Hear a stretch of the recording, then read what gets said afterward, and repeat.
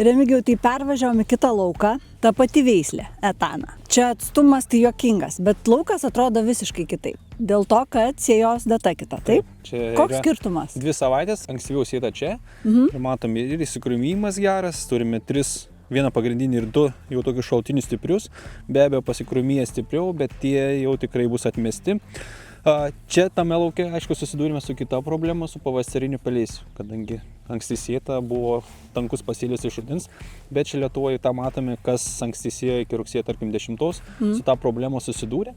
Bet aišku, tas pasėlis pasilygins ir turbūt ateityje tokių problemų nebus. Ta prasme, dėl derliui neigiamo įtakos jokios nebus. Man atvažiavus atrodo už tai į lauką jau, o jie tu jau dengia eilutės, jau čia tai augimo reguliatorius būtinai, bet perpėjom ir ką mes čia matom?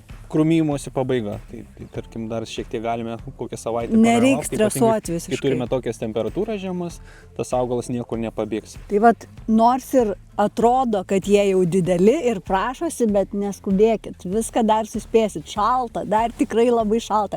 Ir čia balandžio 20 diena, 5 laipsniai šilumos. Dabar yra rytas ir dar yra vėsu. Dar kartą primenam, dabar modusas su augimo reguliatorium CCC, maišom 0,5-0,25. Taip, 0,5-0,25, jeigu turime skaginą arba dar kokią jautresnį irgi veislį išguldymų, galbūt iki 0,3-0,5.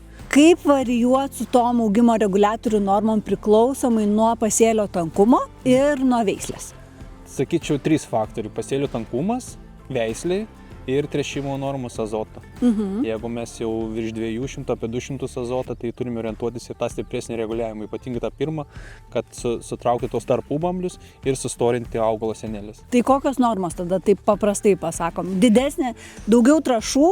Jeigu turim skaginą, braitą, palankios sąlygos augimui pasidaro, tai jau modus start ar modus 0,3 ir cikocelio, tarkim, ar kito to pačia veiklia medžiaga iki 0,7 pasikeltum. Aišku. Jautriom veislėm. Dabar pasėlis truputėlį retesnis, to tręšimo taupom nededam, tai tada jau ir augimo reguliatorius mažinam. Taip, jeigu turim ir netokias jautrias išgulimui, sakyčiau, galima vien tik modus starto važiuoti ar modusu ir jau tada partnerio nereikia. 0,25, 0,3 be partnerių važiuojam. Remigijau, iki kada naudot CCC? Iki 32 tarpsnio. Iki 32, paskui viskas... Mes dažniausiai taikoma į pirmą tą reguliavimą, tarkim būna apie 30-31, vėliau dažniausiai važiuojame vien tik modus.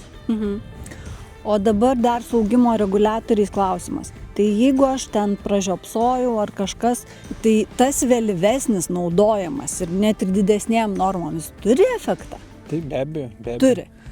Tai tada pražiopsojam 32, jau vėluojam, ką tada darom, kaip purškiam ir ką naudojam? Tai 32, sakyčiau, pravėluoti nėra šiuo atveju gerai. Ta prasme, mes jau tas, kas pabėgė, jau atgal nebesustvarkysim, o pačios jau viskas. 32 tarpsnio, sakyčiau, su modusu, tarkim, jau turime paravažiuoti. Nes jau pabėgome vėliau, tada laukime turbūt vėliavinio lapo ir važiuojame kitų jau. Bet jau vis tiek apačios nebesutvirtinsim. Apačios nebe. Jau viskas, jau ką praleidom, tą praleidom.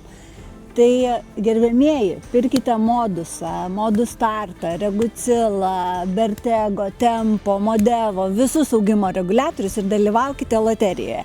Jūs galite laimėti žolės pjovimo robotą. Teisingiau kuponą jam įsigyti. Bet sąskaitas turit sukelti į Agriklubą iki gegužės 5 ir augimo reguliatoriai turi būti pirkti iki balandžio 30.